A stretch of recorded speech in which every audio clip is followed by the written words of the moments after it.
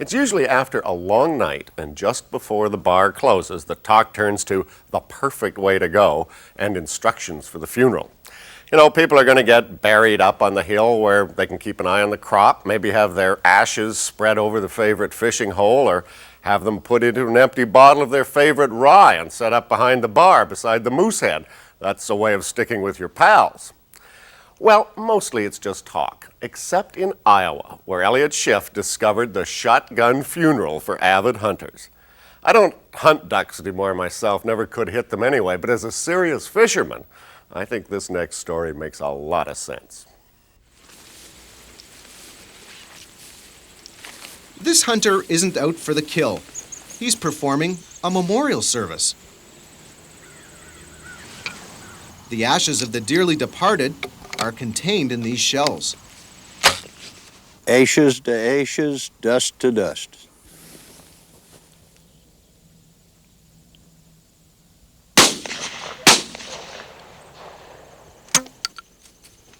Well, this is our ballistics lab here. Jay Knutson's basement in Des Moines, Iowa is the headquarters of Kuck Sportsman's Memorials. For the past year, his phone's been ringing off the hook with calls from hunters making plans for that inevitable day. With our research, we found that people were very hesitant to pick up the cremains after the cremation took place. And after they did, they didn't know what to do with it. Worry no more. This is Kuck. Jay can take care of all your cremains needs. Want to take a 2,000-foot free fall from an airplane? No problem. Or how about spending eternity in a hand-carved duck decoy? Thank you very much. But the all-time favorite request, the shotgun funeral. We happen to be working on some 20-gauge loadings at present, which are the cremains of a hunter. Who was this? Well, his name was Harold. The wishes of the loved ones of Harold is that he go down a double-barrel 20-gauge, so that's what we're doing. We want 18 grains of 473. And what's this 473 stuff? Well, it's Winchester's ball powder that we're using for this particular 20-gauge shell. So what are you thinking about while you're filling this stuff up? Reminds me of the great Canadian wilderness. We have cremains of Harold here. We're going to insert them in this shell.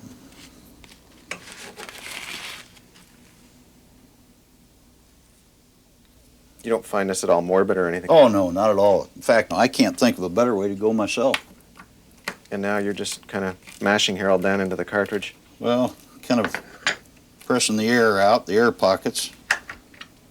Now we go back to the press and we go around to the crimp stage.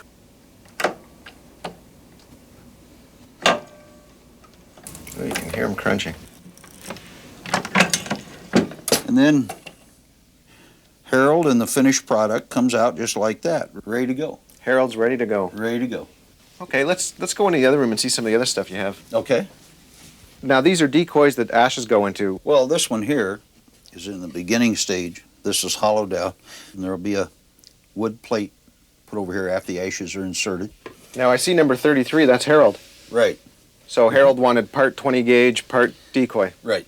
And what kind of duck did Harold want? This is a merganser that has a lot of detail to it. For instance, this is another merganser that's $300.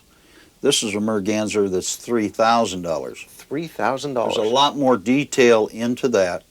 Every little hairline feather, even these wings are carved out of wood. This is all one block of wood. We have given them an option, an alternative to the urn on the mantle, the shoebox in the closet, such as this, how some ashes come to us. I can't believe that somebody would put their loved ones or maids in a box of Sears Jeepers. You'd really be surprised, Elliott. I mean, I don't mean to laugh, but it's... I mean, it's sad. I'm sure his last wishes were not to be placed in a box of Sears Jeepers. If he was a sportsman, I'm sure he wouldn't have.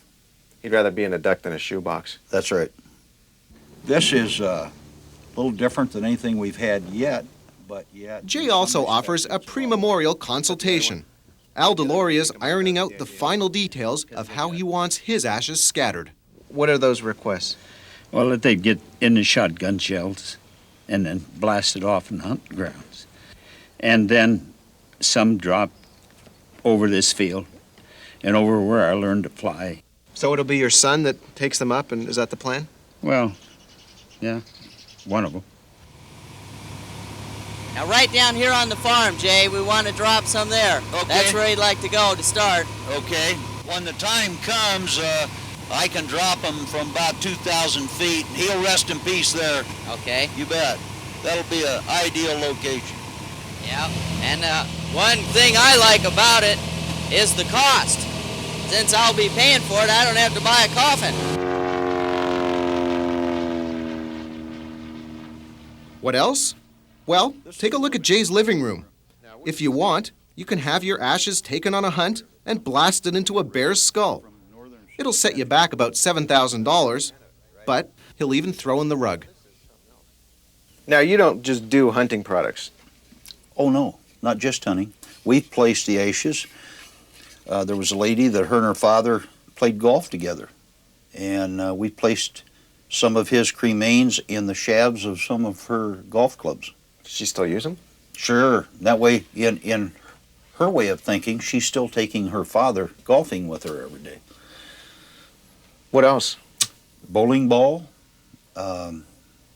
We haven't done a hockey stick yet. We're still waiting for our first hockey stick. This is very personal, isn't it? Yes, it is. There was a lady who, after her husband's passing, she heard that, she found out, I guess, that he was less than loyal in the relationship. So she hired us to load him in shells for dispersion, and then she offered us a tip if she could pull the trigger. So the name of your company, Kuck Sportsman's Memorial, where does this Kuck come from? Kuck is a nickname my hunting buddies tacked on me for my love of the Canadian wilderness, my hunting and fishing up there. You really love Canada, don't you? I sure do. I'm going to be taking this new business up to Canada. Like to settle down, remarry. Like to meet a nice Canadian gal that like to hunt and fish. Now, I got to ask you, Sure. how do you want to go? Well, I'm going several ways. On a Newfoundland bear hunt, I'm going on an Iowa deer hunt, Manitoba duck and goose grouse hunts, and Iowa pheasant and quail hunt. So you're going to spread yourself around? I'm going to spread myself as far as I can.